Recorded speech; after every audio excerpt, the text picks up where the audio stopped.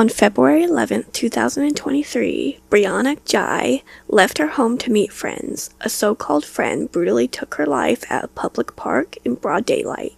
When her case unfolded, the public argued over whether or not this was a hate crime against the trans community. She befriended a girl whom no one wanted anything to do with, and she trusted her.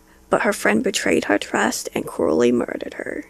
Was this just a run-of-the-mill murder plot? Or was she targeted because of her identity? Hello, welcome back to Grace Benson Investigates, where I deep dive into true crime, paranormal phenomena, cults, and history. The main thing I want to emphasize is that I do not want to see any trans hate, victim blaming, or dead naming, or misgendering. Any sight of this and you'll be removed. But without further ado, let's get into today's case. Today's case takes place in Warrington, England. Warrington is a small, quiet town located in Cheshire County between Liverpool and Manchester. I am discussing a true crime case. I'm discussing a true crime case in my series named Crimes of Hate, specifically the brutal murder of Brianna Ghey. Brianna Ghey was born on November 7th, 2006 in Warrington, England. As I stated before in my intro, she was a 16-year-old transgender girl. She was born male and lived as one until the age of 14. I am not going to refer to her as her dead name, nor will I misgender her. It is important to respect transgender individuals. They are literally born into the wrong gender. This is science and not up for debate. So again, let's be respectful. Anyway, she's the second of two daughters, born to Esther and Paul Ghey. Unfortunately, Esther and Peter divorced when Brianna was 2 years old. Her sister Alicia was a year or so older. I could not find exact age, but the girls were extremely close. Brianna looked up to Alicia and wanted to do everything she did. Alicia and Brianna lived primarily with their mother, Esther. Brianna was described as an intelligent, sweet, silly, and loving child. There's even a memory of Brianna where after she finished up at a doctor's office, she told the doctor goodbye and gave him a hug. At the age of 9, Brianna discovered her love of gymnastics. She took classes and just had a natural talent for it. She began to compete publicly and even won medals. She loved the attention she received and performed cartwheels everywhere, even at the local Tesco, a supermarket in the United Kingdom. In 2019, she began attending Birchwood Community High School. She remained happy, friendly, and the outgoing girl she always was. Soon, her sunny disposition would change. In 2020, the world went into lockdown due to the now infamous COVID-19 pandemic. School, her main source of socializing, closed for the foreseeable future. She found solace and friends online. She was on all of the apps such as Facebook, Instagram, Twitter, and TikTok. This became a positive outlet for Brianna until it was not. She began watching content promoting anorexia and self-harm. Soon enough, Brianna started limiting her food intake and cutting herself. Brianna previously had mental health issues, but the lockdown and exposure to harmful content escalated her anxiety. She developed agoraphobia, which is basically the fear that you're in danger that you cannot escape from. This in the context of a pandemic. Everyone is sick, a lot of people are dying, you are closed off and stuck in your home. I could see how agoraphobia would increase in that situation. It must have been tough for Brianna. Her TikTok in particular became a place to express her true self and receive acceptance, which was that she was a girl. Brianna gained the strength through her following to come out to Alicia and their mother, Esther, as a girl. She expressed that she was not a boy. Her family and friends supported Brianna's decision, luckily. So many families turned their backs on their children because of it, and it's completely messed up. Brianna already had kind of an on and off relationship with her dad, but he was working on accepting her identity and working to mend it. Her mother and sister not only encouraged Brianna, but also helped her to choose a name. She was originally going to go by Brittany, but they felt that it did not fit her, so she eventually settled on Brianna, and they agreed that it was a good fit.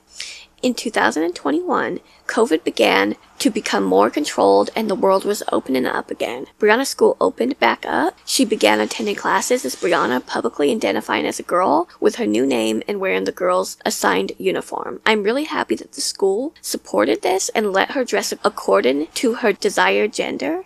At this point in her life, Brianna's TikTok was starting to really blow up. Her followers have been reported differently by different sources.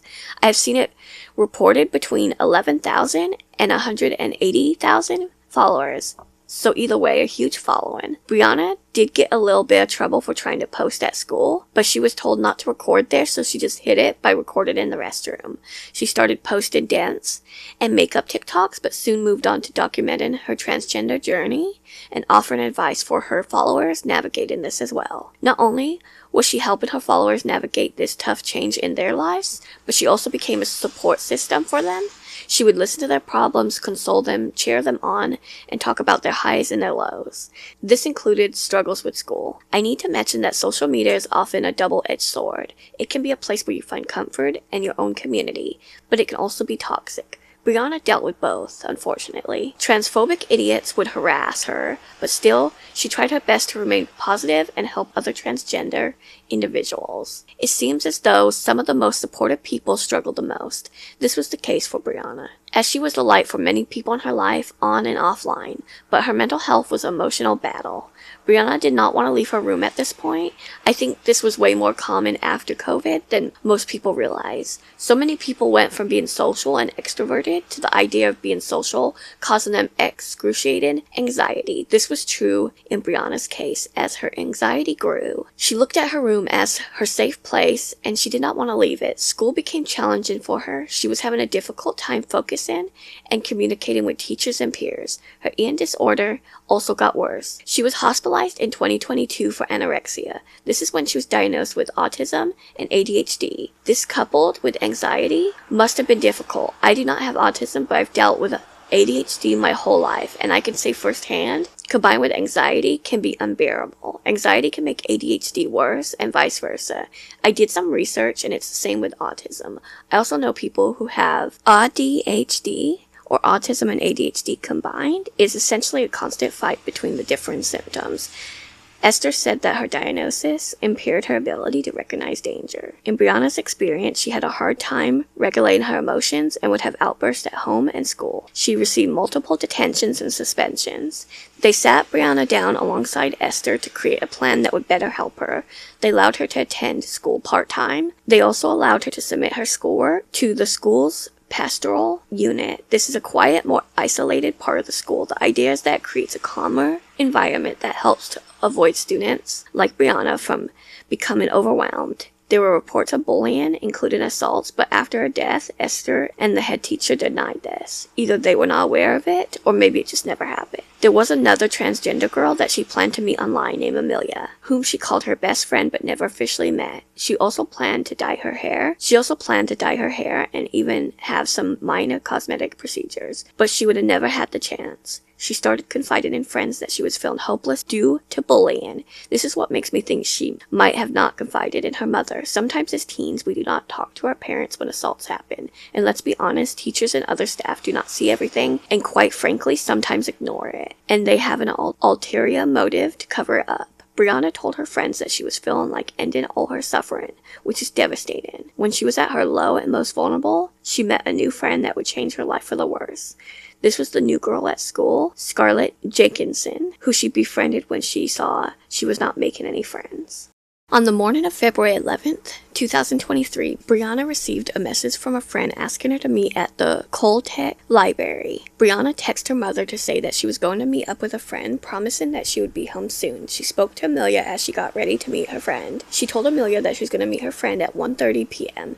She put on her gray miniskirt, white knee-high socks, and her favorite jacket. She took the time to do her hair and makeup. Brianna was seen leaving her home on a neighbor's Ring doorbell at 12:45 p.m. It was a very chilly day but clear. She was captured with her phone in her hand. Her route to the park is freaking weird though. She walked 25 minutes to the Birchwood train station when there was a bus stop right next to her house that could have taken her directly to Cultech Park near the library. When Brianna arrived at the train station, she bought a single child's ticket to the library. A single ticket in England is just a one-way ticket. Brianna stood out to the bus driver. He said that she seemed very timid and wanted to be by herself.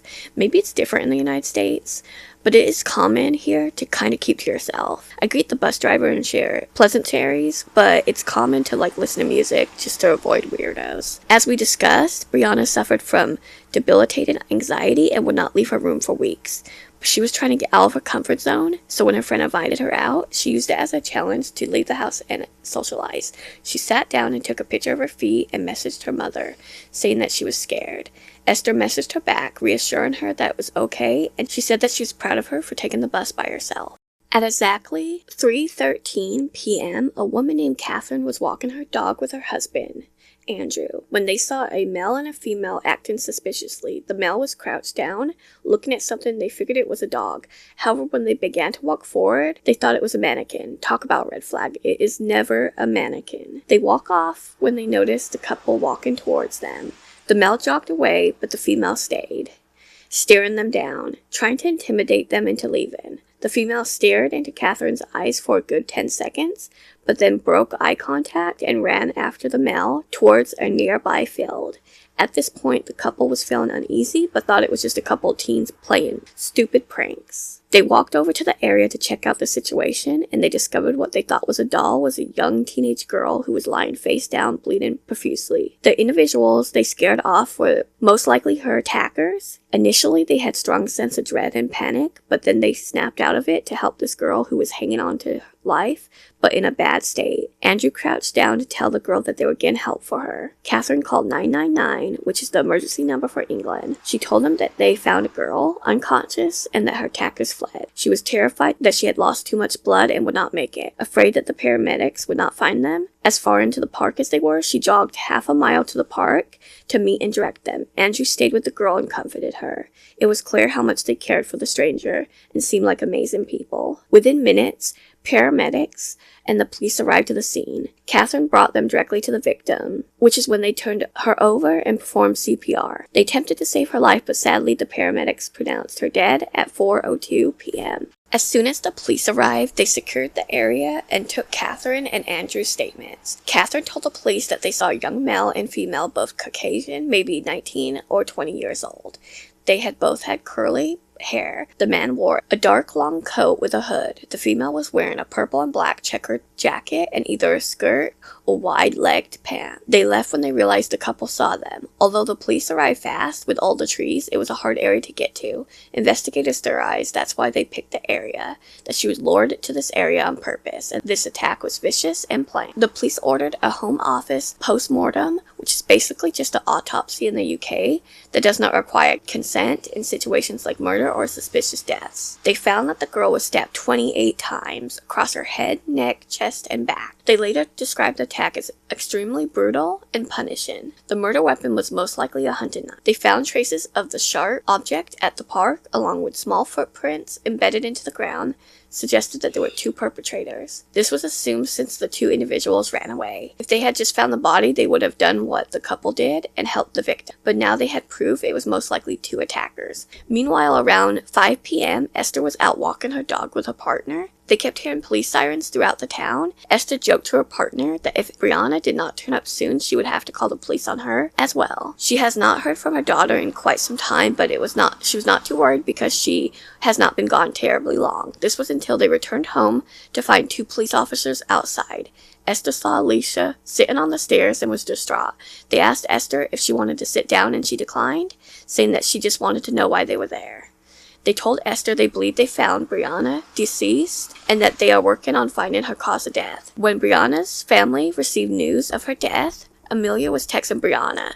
She took a nap, woke up, and then responded to Brianna's last message at 5:53 p.m. She asked Brianna if she was okay, but when she did not respond, 8 hours later, she texted her saying, quote, "You better not be dead," unquote. News of her brutal murder was all over the news and social media. Amelia's last message to Brianna was, quote, "No, Brianna," unquote. Detective Chief Superintendent Mike Evans said that it was a target attack, but no evidence of a hate crime. I'm sorry, but what? 2 days later, the police backtracked the statement, saying that they are investigating all lines of inquiry, including the possibility of a hate crime. Evans urged everyone in the area between 1 and 4 p.m. and anyone who had seen Brianna to come forward with information. He asked nearby households and businesses to review their surveillance and turn over any information. This is when CCTV near the Cultech library picked up Brianna walking with 2 individuals. They traced the perpetrators using camera footage, including a car's dash camera and a second one from a Ring doorbell camera. They were walking with no urgency or panic. They went in separate directions at one point. The male suspect boarded a bus and rubbed blood from his hands when he paid for his ticket. This was all caught on the bus's CCTV. The female dropped Brianna's phone into a drain. It would not be long before those 2 were found out to be Scarlett Jenkinson and Eddie Ratcliffe. The father of one of Brianna's classmates went public with criticism of the investigation, saying she was bullied because of her gender identity, so this was most likely a hate crime. This brought a wave of social media posts honoring Brianna and condemning hate towards the trans community. People showed up in droves for visuals. Throughout England, flowers were left at Linear Park, where her life was brutally stolen from her. Police continued their search for these individuals, who were thought to have seen her before her murder. Soon they would identify the suspects within 24 hours of receiving several different pieces of footage. These 2 were Scarlett Jenkinson and Eddie Ratcliffe. I'm going to pause to discuss about these 2 idiots, then we'll continue with the investigation. So who was Scarlett? She transferred from Cultech High School. She was kind of an outcast. Her classmates thought she was a weirdo because all she would do is talk about serial killers. At first, you may be like me and ask what's wrong with that. We are all here because we are interested in true crime. But if you are similar than me, I like the psychology and forensics of it. There's nothing wrong with talking about true crime, but there's a time and place for everything. Well, anyways, she had a fascination about gouging people's eyes out, which just makes me cringe so bad because I have an ick with anything about eyeballs. On September 27, 2022, Scarlett gave young kids cannabis-infused edibles, saying that they were regular gummies. She was legit drugging kids. I just want to say, if you're old enough to take these gummies, go for it, but you cannot be giving them to kids. One of her victims was a 13-year-old who ended up getting really sick from it. She was facing expulsion, but they offered her to just move schools instead. This is when she was transferred to Birchwood, the same high school as Brianna. The huge problem with Scarlett transferring schools is that the school was only told that she was caught with edibles in her possession, not that she drugged younger kids. This was also a last-minute transfer, so she could not fit all her subjects into her schedule and had to attend independent study. This allowed her to meet and interact with Brianna. In October 2022, Brianna was sitting at her desk in the pastoral unit of the school. This is when she saw a girl walk into the classroom. At first, she tried to avoid eye contact or any interaction with her. This girl was Scarlett Jenkinson, and she had quite the reputation. She had to move schools because she poisoned another student. The rumors spread from there, with talk of blood rituals and animal sacrifices. Brianna was going to avoid Scarlett at all costs, but she noticed she was always alone and had no friends in school. Brianna, being Brianna, felt for Scarlett and started to talk to her. She bent across the desk and told her she liked her eyeliner. From this moment on, they became close friends. They would hang out a lot after school, either at the mall or at McDonald's. First, Esther was happy that Brianna was leaving her room and spending time outside, socializing. Most of her friends were online, since that was the only time she was able to meet transgender friends. This is how she met her best friend Amelia, who I mentioned earlier. Amelia is another trans girl that Brianna became extremely close with. They played Minecraft almost daily together and also FaceTime nightly, planning meetings and their future after high school, including becoming roommates and getting surgery together. They planned to go through the process together and support each other. Amelia was in Scotland, so they could not meet just yet, but when she met Scarlett, she felt hopeful. Esther soon realized that Scarlett was not the positive person in her daughter's life that she thought she was. There was an incident before Brianna's murder, when Scarlett tried to poison her with ibuprofen tablets. Eddie had been a friend of Scarlett since she was 12 or 13. They met at her former school where they were not super close when they went to school together. They would hang out every once in a while. Eddie kept in touch with Scarlett when she's changed schools, unlike most of her former pairs. So who was this Eddie guy? He was intelligent but kind of socially awkward, like other killers we had seen. He struggled to make friends or even talk to girls. He liked a girl at school, but was too scared to talk to her. Eddie would talk with Scarlett about this girl because she did not find socializing or flirting difficult, unlike him. She even had a boyfriend that she went to the park with and texted all the time. She hid her dark side from him, though. Eddie was the middle child of 3, with an older brother and a younger sister. The kids were raised in Lee, Greater Manchester, England. Eddie's childhood was apparently average, no seemingly red flags or anything. His mother worked as an online fitness and well-being coach, and later as a ski instructor.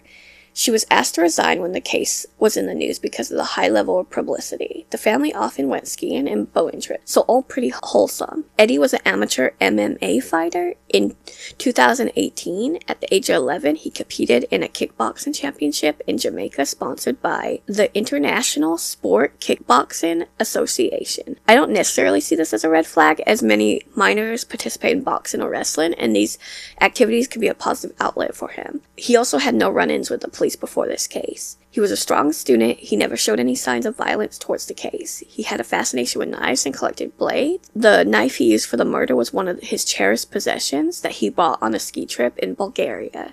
On December 5th, 2022, Scarlett sent Eddie a screenshot of a Red Room ad that she found on the dark web. A Red Room is a room that is recorded showing torture and murder. Really sick shit, honestly. It is thought to be on the dark web, but most people think it's an urban legend. It derives from a Japanese horror movie called Red Room Curse, where an ad pops up on a user's computer, and they are the next victim. As I said, most people think it's just a myth, and others think they just haven't seen them, especially since it's on the dark web. I would not be surprised if it's real, since there are actual snuff films. Scarlett would message Eddie about these, saying she loves torture videos, and that she was happy she found a good Red Room. Her words, not mine. She's such a freak. On December 15th, Scarlett texted Eddie about Brianna saying, quote, "I'm obsessed over someone I know, but I don't have feelings for them. She's called Brianna. I don't know how to explain. Also, she has a dick. LOL, unquote. I know. Disgusting." Eddie would respond by texting, asking if it was a femme or a transphobic slur. He would often refer to Brianna as it. She was not even a person to him. By early 2023, Scarlett became obsessed with Brianna. She told Eddie that she made her nervous, and he replied by saying, quote, "Tell me how you feel when you interact with it," unquote. Scarlett then said, quote, "Well, I get nervous and stuff," unquote. Eddie's so vile that he said, quote, "I don't think you're necessarily in love. I think you're intrigued by its unnatural nature," unquote. I truly believe that Scarlett was jealous of Brianna because she was everything Scarlett was not. She was beautiful and becoming confident in her identity. She told Eddie that Brianna was prettier than her, and he agreed, but he said she was a boy. Now, this was not just a one-off murder plot by Scarlett. She truly wanted to be a serial killer. She admired serial killers also. She had messaged Eddie on WhatsApp about murdering someone since she moved schools. This was not always directed towards Brianna. They had a long list of potential victims. It is crazy that he agreed to murder someone he had never met. The other names have never been released, but they are from both schools, so it's a fair assumption that neither may know each of them. As I stated before, these kids were anonymous, but one of them was a boy she put on the list for turning her into a teacher for taking LSD.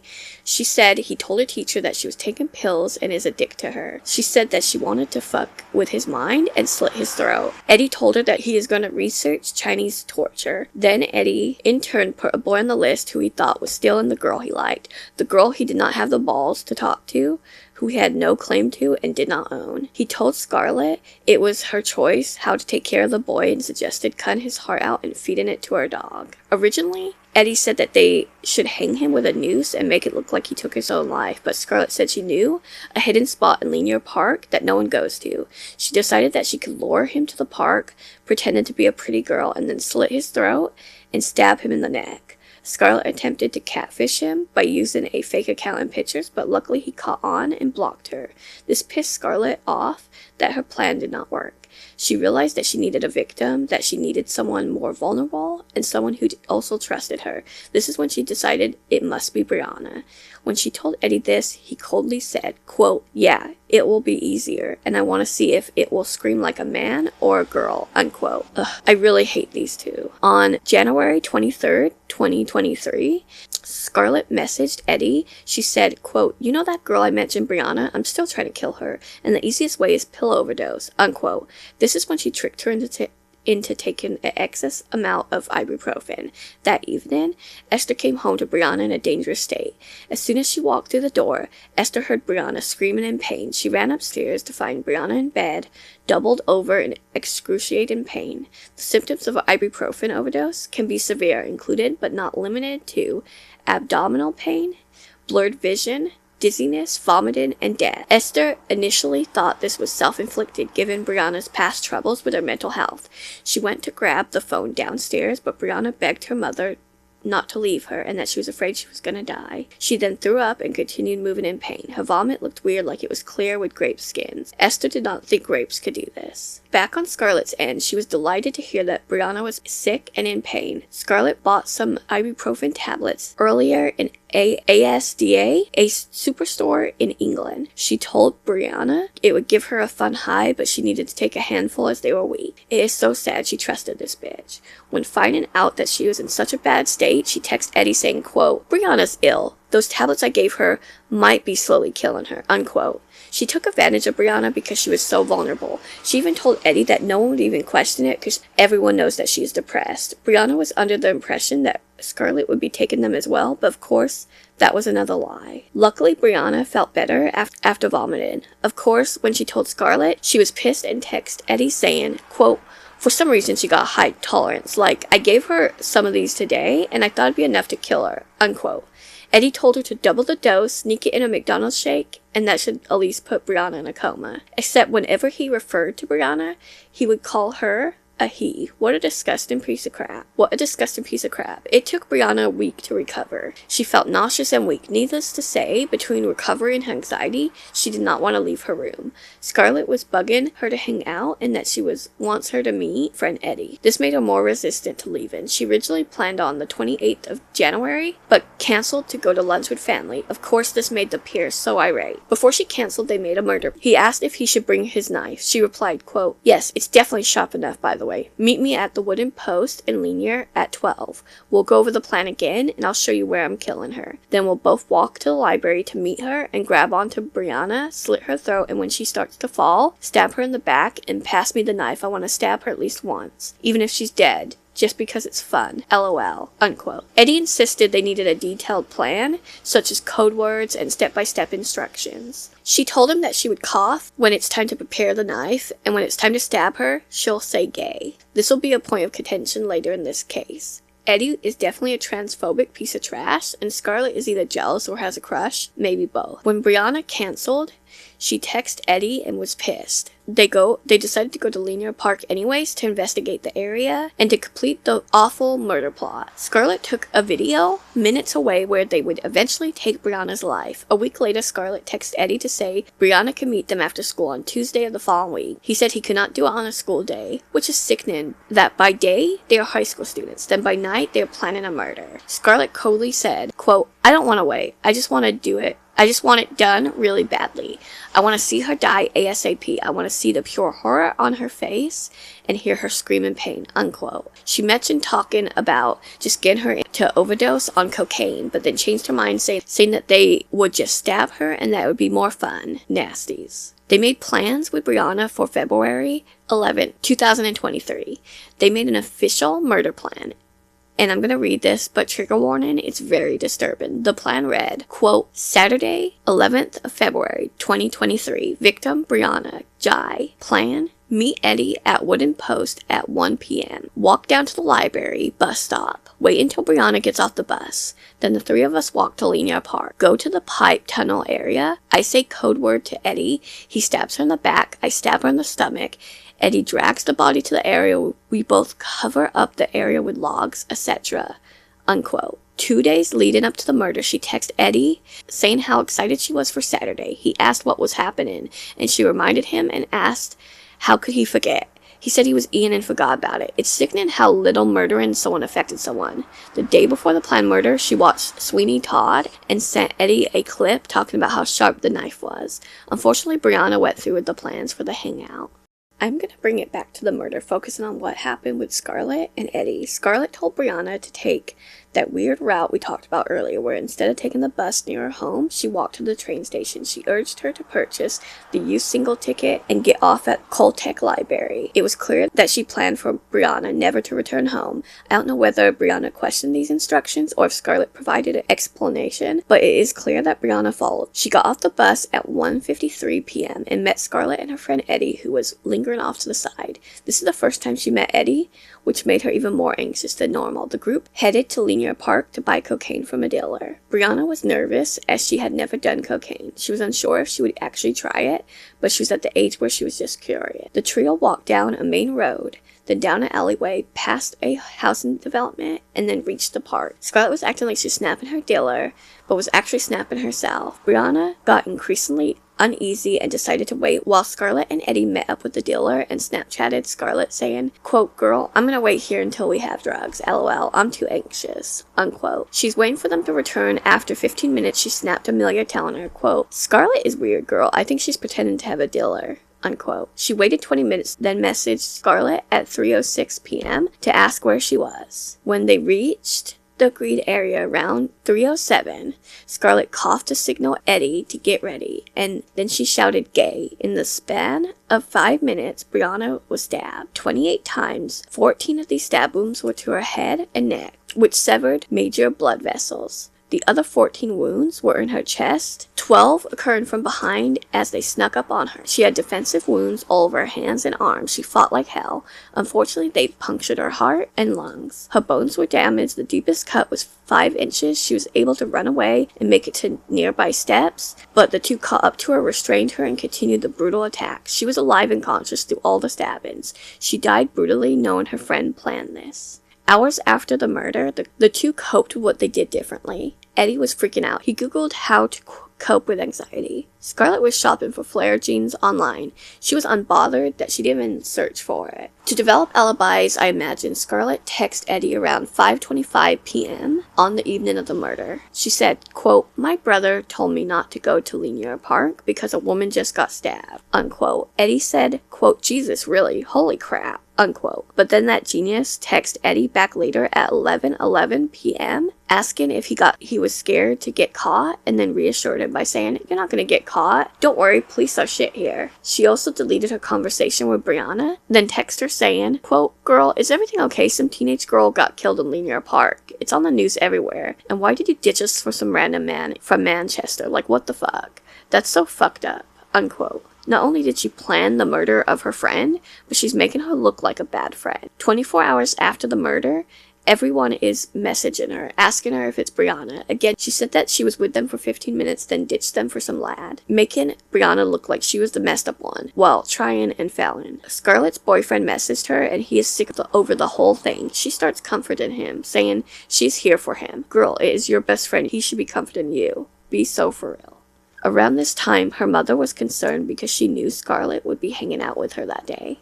I do not know why she told her mom she was hanging out with a girl she was going to murder, but I am glad she is such an idiot. Her mother called the police at 5 p.m. and told them that her daughter had seen Brianna that day. When Scarlett spoke with the dispatcher, she tried to sell them the same story she had to everyone else. She told the dispatcher Brianna stormed off and met with a 17-year-old boy from Manchester, and this is the last time she saw or talked to her. After Scarlett got off the phone with the police, this dummy texted Eddie at 6 p.m. to make sure that their stories added up. She advised him to say that they met Brianna at 1:30 p.m. and then walked to Linear Park, sat on a bench for a while, until she looked at her phone and said she was going to meet up with some guy, and walked off. After talking to Eddie, Scarlett posted a story on Snapchat about Brianna's murder, captioning it Brianna. Quote, "Brianna was one of the best people I've ever met and such an amazing friend. So fucking sickening what got done to her," unquote. She tried to act the part of a friend grieved because everyone knew they were friends. Now on Eddie's side, he was looking at the Crown prosecution website, looking at Data Protection Act and how much trouble he would be in. At 7:30 p.m. that night, police arrived at both Scarlett and Eddie's homes. They had linked them to the area through CCTV footage and witness accounts. With that, the pair were both arrested on suspicion of murder of Brittany Ghey. This brings us to the timeline where the police are about to arrest these fools. On February 12th, the day after the murder of Brianna, the pair was arrested. Eddie was arrested in Lee, and Scarlett was arrested in Warrenton in their respective homes. They were both 15, by the way. In Scarlett's room, they found a 6-inch kitchen knife with blood on it. But after it was tested, it was found to be unrelated, and the blood did not belong to Brianna. I'm not sure where the blood came from, maybe her own or an animal, which I shudder about, but it would not surprise me since she was an inspiring serial killer. They also found an abundance of handwritten notes, including the murder plan, titled Victim Brianna Ghey. She also wrote 2 other plans, Plan B and Plan C, as backup plans. One read as, quote, give them alcohol with sleeping pills, slit throat, dismember body, place pieces in bin bags, bury bags 7 feet underground, unquote. Another read as, quote, get her to go to Linear Park, go to the hidden spot near the bridge I usually go to. Someone jumps out, restrains her, and I kill her, unquote. She also wrote about serial killers, their victims, rape victims, murder methods, and how to expose of bodies. Then she wrote words like sin and punishment randomly all over multiple pages. They searched Eddie's room and found what they believe was the hunting knife used in the murder of Brianna. They also found traces of her DNA on the soles of his shoes and on a jacket. This showed the police it was planned, not a spur-of-the-moment event. The pair were taken to separate police stations and thoroughly questioned, which would continue the next 2 days. Scarlett initially stuck to her story that Brianna was going to meet a boy from Manchester. She did claim to ask who this mystery boy was, but Brianna said to stop interrogating her.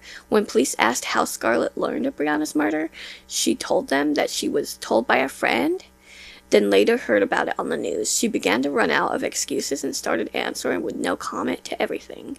This did not matter as they had over 11,000 pages of text messages between Scarlett and Eddie planning the murder. Eddie realized that he was screwed, so he decided to just flip on Scarlett. He claimed that he wandered away to take a pee against a tree when he turned his back towards them.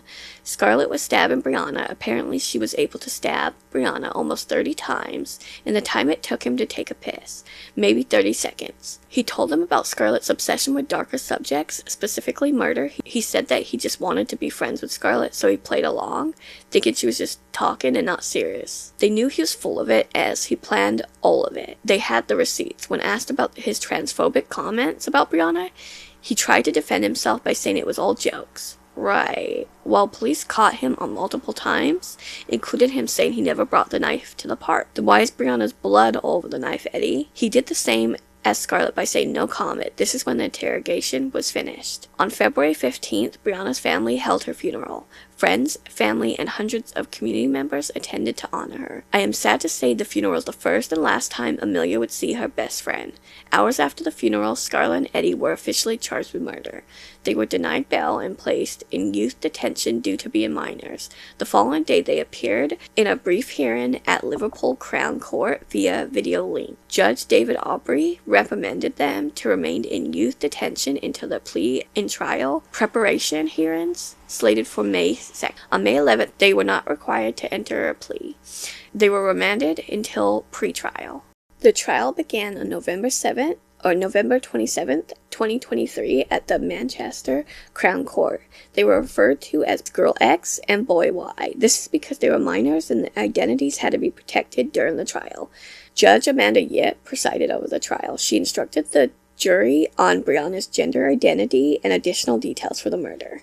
Prior to the trial, Scarlett was diagnosed with autism and ADHD, and Eddie was diagnosed with autism and selective mutism. Select mutism left Eddie's unable to communicate with anybody except his mother. This is the first time I heard about this, but I guess it's inability to communicate caused by anxiety. They were given the proper accommodation. Specifically, Eddie was given a computer to type any responses. They were also given the option of participation via video link. The jury were told that their reactions and speech may be affected due to the neurodivergencies.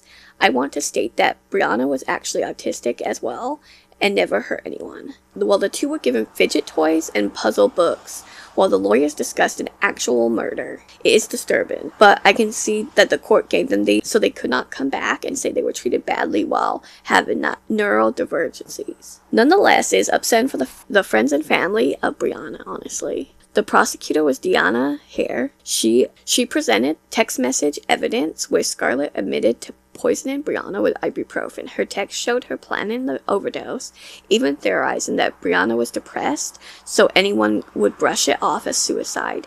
Texts also showed her disappointment that Brianna survived and that her future plans to murder her. They spoke in detail about the plan and carried it out at Linear Park, including the use of Eddie's hunting knife. Scarlett also talked to Eddie about her obsession with Brianna, calling her really pretty. The text also showed Eddie saying awful transphobic things such as, "I want to see if it will scream like a man or a girl." On the defense side, the pair had separate lawyers. Scarlett was defended by Richard Pratt, while Eddie was defended by Richard Littler. Eddie's defense stated that Scarlett told him to bring his knife because she wanted to stab Brianna. He did not take Scarlett seriously, as she was always talking about murder but never followed through. Basically the same thing he claimed during interrogation. He repeated his story of Scarlett being the one who stabs. He claimed that he held no hate towards Brianna, specifically concerning her gender identity, that he was just manipulated by Scarlett due to his autism. He claimed he was not transphobic but still misgendered her as he or it, which is very dehumanizing. Scarlett's defense, on the other hand, held the opinion that while she lured Brianna to Linear Park and planned the murder, it was all a fantasy of hers, not real. To Scarlett's shock and horror, Eddie is the one that stabbed Brianna. She did not stop him because it caught her off guard, and she was afraid of Eddie. She called Eddie a sociopath. Her defense said that there was no blood found on her clothing, but it was found on Eddie's. That just means she either disposed of her clothing or she washed it. Eddie tried to claim that the blood was when he tried to help Brianna, but then when he realized it was too late, he panicked and ran away. This does not explain how blood got on the soles of his shoes and his knife. Also, the wounds matched the blade. I digress. 3 weeks later, on November 20th, the trial concluded. The jury deliberated for just under 5 hours. Both Scarlett and Eddie were found guilty. The defenses tried to basically put blame on the other, but what they did was counteractive and proved that both were guilty of an awful crime. Judge Amanda Yip stated that life sentences would be imminent. On December 21st, the next day, Yip announced that the anonymity orders would be lifted as they were found to have murdered Brianna Ghey. Scarlett Jenkinson and Eddie Ratcliffe were sentenced on February 2nd, 2024. The court heard impact statements from Brianna's mother, Esther, father, Peter, and stepfather. They also announced that Scarlett did not have autism, but rather had social personality disorder. Her psychiatrist said that she was thrilled by violence and even aroused. She even made a kill list in jail, including the names of 20 guards and wardens. Oh, and Eddie's autism was mild. The judge acknowledged they both were equally responsible, and transphobia was a contributing factor. Unfortunately, there's no hate crime added to the charge, but both were sentenced to life terms, with Scarlett to serve a minimum of 22 years and to be eligible for parole on January 25, 2024. Eddie is to serve 20 years and will be eligible for parole on January 25th, 2042. Both are serving their sentences at His Majesty's pleasure. They show no emotion or reaction to the life sentence. On March 7th, 2024, both Scarlett and Eddie appealed their sentences, but their appeals were denied because they were filed past the deadline. Following the trial, the parents of Brianna, Scarlett, and Eddie made public statements. Esther Ghey, Brianna's mother, said she has no sympathy for Scarlett and Eddie because they showed none for her daughter. She never would forget Brianna's strength and courage. She admired her for never being afraid of being herself. I did find a quote where she felt compassion for the families and the killers, and honestly, it could not be me. But it is wonderful that she could put that aside. She said of this, quote, "Please have some empathy and compassion for the families of the young people convicted of this horrific crime. They too have lost a child and must live the rest of their lives knowing what their child has done," unquote. Scarlett's parents said they felt extreme remorse and agreed with Scarlett's sentence, saying, quote, "Our lives are in turmoil, but our immediate focus is to make sure that we don't do anything against the wishes of Brianna's family. We offer our sincere thanks to Esther Ghey for her incredible selflessness and empathy towards our family. Her compassion is overwhelming, and we are forever grateful to Brianna's family and friends, our community, and everyone else that has been affected by this horror. We are truly sorry," unquote. Eddie's mother seemed to take a path of defending her son, which is certainly a choice. Of her son, she said, quote, "He is a good child with good morals and a loving, caring family behind him," unquote. Morals. He killed somebody, but okay. She also said that he is very academic and on track to attend Oxford University. He knows right from wrong and is not a risk taker. He may know right from wrong, but he made a bad choice. I get it, when your child is in trouble, you want to protect them, but this is something I could not defend. I do want to mention Eddie's father was arrested for some really disturbing crimes, so this kind of proves maybe like hereditary, I guess. He was caught with his pants down in his car, like touching himself, driving past girls on 2 different occasions. And then when they arrested him and they looked at his phone, he had videos of girls undressing at a water park. So it's something I found in the end of my research. But anyways, back to Brianna's family. Peter, Brianna's father, said that he was proud of his daughter and would never stop loving her. He said that when she began her transition, she went from shy to happy and outgoing. He explained how their relationship became strained when he referred to her as gay. She was upset and told him that she was transgender, and he did not deal with it properly. But luckily they reconciled their relationship, and he apologized for how he dealt with it. I was happy to hear that because it would have been so awful if he had never apologized and they never fixed it. Brianna's friends set up a memorial TikTok and a GoFundMe page to support her family. The TikTok raised £70,000, roughly $80,000 in US dollars, and gained 36,000 followers in 3 days. The GoFundMe page raised £100,000, roughly $115,000 US dollars. Her family thanked everyone for the generosity and announced that they would put money towards her funeral, refurbishing her room, and purchasing cremation jewelry for the family to keep. Esther cremated Brianna because she knew she would not want to be alone. She decided to keep her where she was more comfortable, her bedroom. She painted her walls pink, and this next part made me tear up. She purchased a pink rug she had been asking for. Brianna decorated one of the walls with pictures of Brianna. She put Brianna's ashes in a pink urn because she always wore pink pajamas at home. She noticed that the cherry blossoms were more vivid than usual, and a rainbow appeared after Scarlett and Eddie received their sentences. Cherry blossoms symbolize rebirth and the transition. This fits Brianna as she found her true self and transitioned. They also put a portion for UK Children's Mental Health Charity. On February 11th, on the first anniversary of Brianna's murder, a memorial ceremony was held at the Golden Square Shopping Center in Warrenton. More than 1,000 people attended the memorial, including friends, family, community members, and local leadership.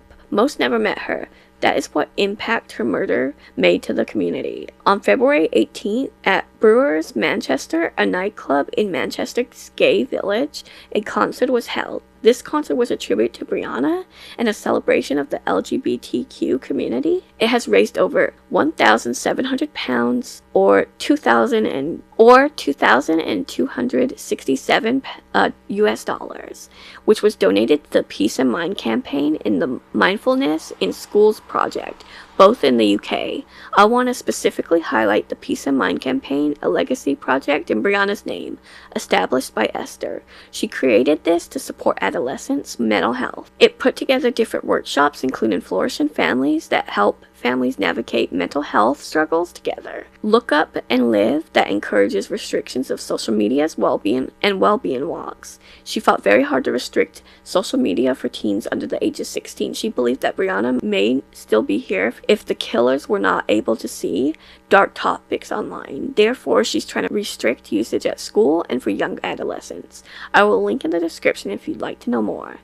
One more thing before I get into my final thoughts. Esther wrote a book about Brianna. It's called Under the Pink Sky. It goes into way more detail than I could possibly get into.